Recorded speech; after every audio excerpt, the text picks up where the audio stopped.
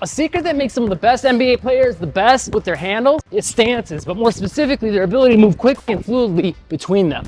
All right, so let's get started. So I think this will give you a whole different perspective, a new way of looking at the way you think about handles. So often we think about handles as far as what our hands are doing in the ball control side of things, or you'll even think about it maybe with footwork and what the feet are doing. But when you look at ball handling from more of a stance perspective, you're looking at more so the position of the entire body, what the hips and the chest are doing, what the knees are doing, what the feet are doing, and to some degree even what the arms are doing, but we're mainly talking from here down. So you'll hear a lot of people say that like there's a certain stance you should always be in for your handles.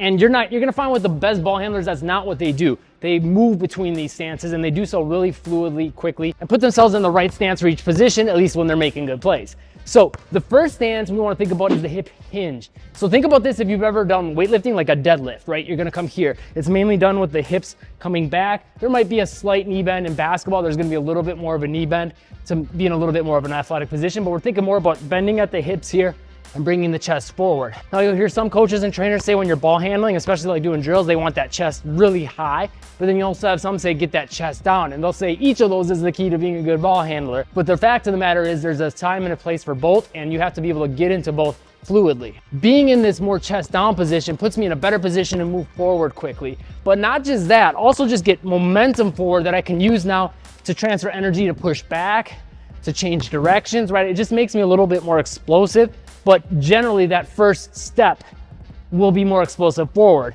If I'm here, moving back, generally won't feel quite as explosive versus if I'm more of a squat stance. We'll talk more about that in a little bit. Now, a really big thing with all these stances and making the most of them is being able to be comfortable in them, staying low, even getting wide and being comfortable in these positions. And that doesn't just come without a little bit of training. The free work up into the comments will help you with that, your athleticism and your handles all at the same time. The other thing the squat stance can do is allow me to protect the basketball better. If I got defense right here at the 3-point line and I get into this more hip hinge position, I can bring this off arm a little bit more forward, but I can also use this to sort of get towards them and get downhill and keep the ball out wide. Coming in more to a squat stance, yes, it brings the ball back further away, but I'm not in as good of a position to attack necessarily. So if I bend forward, but I keep the ball back by the hip, kind of bringing those two things together, I can create just as much distance as with the squat stance, but still getting myself in a position where I'm ready to move forward. Also notice what the legs are doing. We'll come to that in a little bit. But in general, this is one of the stances you're gonna see players in most, especially like as they're running and moving, the hip hinge is gonna be in place because it allows you to get low, so you have a lower center of gravity, so it's harder to bump you off your line when you're trying to go to the hoop, harder to knock you just off balance, and it's easier for you to fight through contact and protect the ball because it gets his shoulder down low. So now as I'm going past the defender, I got protection here. So the squat stance is more like sitting in a chair.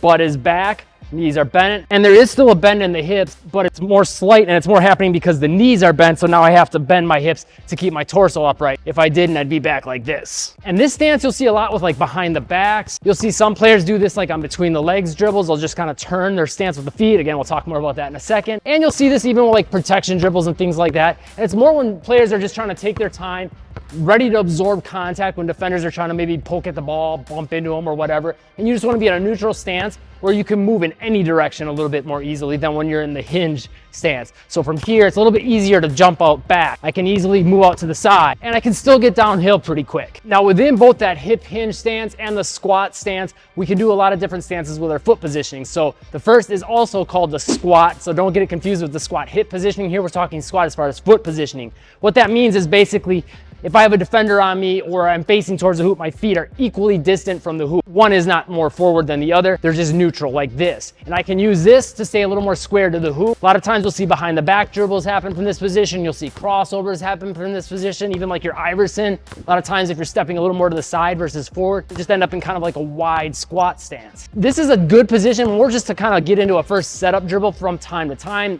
Wouldn't say it's like an all the time thing, but that's where you'll most often see it done, as well as like a speed stop where you're going behind the back. You could even do a speed stop with a crossover, or going into like a pull-up jump shot, or even like a shot fake hesitation. You're usually gonna have your feet a little more close to a squat or a squared position. The next position is the one you'll see players use probably most often when they're dribbling the basketball, and it's the split squat. So the next position we're going to talk about after this is the lunge, where it's like more like, like a lunge, like both feet are facing forward, one is really far back, and you're kind of in this long stance. The split squat is somewhere in between a squat and a lunge, right in the middle there. And a lot of times you'll see kind of the feet do this with a lot of players, where this back foot kind of points sideways and the front foot's a little more forward.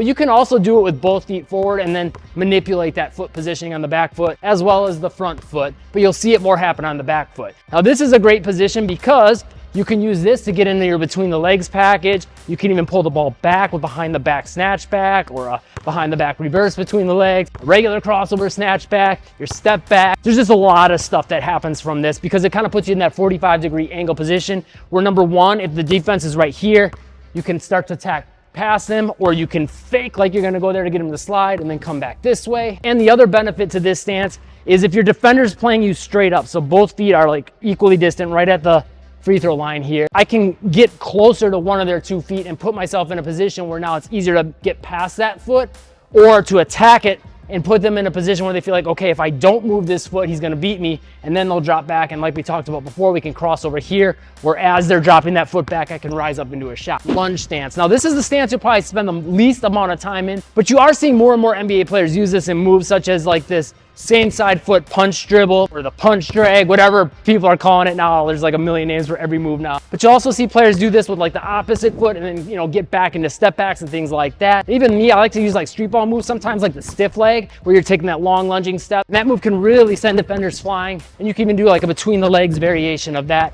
But usually you're gonna be in that stance for like one step and you're typically gonna get out of it pretty quickly. There might be times where maybe you punch and then use like a little hezzy of some sort while in that position that lasts more than a dribble, but those instances are not going to be very often. So as far as in motion, when you're typically going to see these stances, well, the squat stance is usually going to be used in a time when you're moving and you're going to come to a stop, but you will see some players kind of set up in more of this position from time to time as well. The split squat, you're going to see all kinds of times, such as stopping, but you also see a lot of players use this on setups, and you'll notice how it puts his back shin in a nice low position where I can push off and cover ground forward, so it's good for exploding into a first step or even to explode into a fake. And then the lunge stance, nowadays you'll see it more using it to kind of change directions and come back, but traditionally you'd more or less see it just to kind of stop and then go, or obviously whenever you're running, you're in a little bit more of a lunge stance, and that's very common. Players have been doing that for decades. Now, pretty much all the stances I've shown you so far have you more like this athletic stance, whether it's, you know, with the hinge or the squat, being wide, right? And all of them, you're ready to move, you're ready to maybe get into a shot, whatever you want to do, you can do pretty quick. But one thing you can use to your advantage as a tactic is being more of a narrow or more an upright stance, or even both. Now you might be wondering, well, why would I want to use that? A lot of this comes back to that hip positioning, but it also brings in the foot positioning we were talking about before. If I come narrow and upright, that's a lot of times make defenders think, okay, he's not going to do anything, he's just relaxing, and then you can use that to take advantage, right?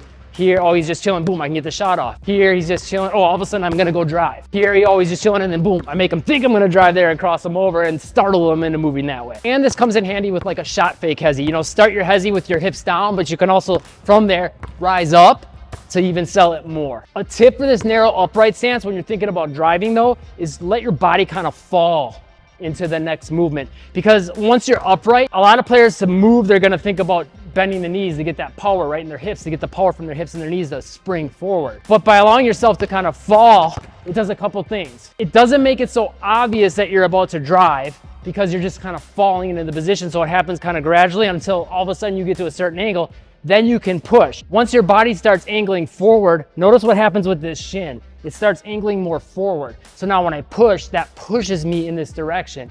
Versus if I don't let myself fall and I push, it pushes me up. So by falling, boom, I can catch them off guard a little more with it and really explode into that direction. Or even use it to sell a harder fake. But now where the real magic happens with these stances is being able to come from a hinge to a squat with different footwork stances and comfortably and easily transition between them smoothly, fluidly, and quickly. To do that well, I recommend you rewatch this video and think about how you can bring all these elements together, because you can do one foot positioning such as the split squat and do that with the squat hip positioning or the hip hinge positioning. You could do the squat foot positioning with the hip hinge positioning or the hip squat positioning, or even narrow and squat, narrow and split squat, narrow and lunge. And then transitioning between those different positions is where the real shiftiness happens. Again, that free workout in the comments will help you with that hip flexibility, strength, mobility, and just getting comfortable in these low positions, as well as your handles and athleticism and footwork. I'll see you in that free workout next.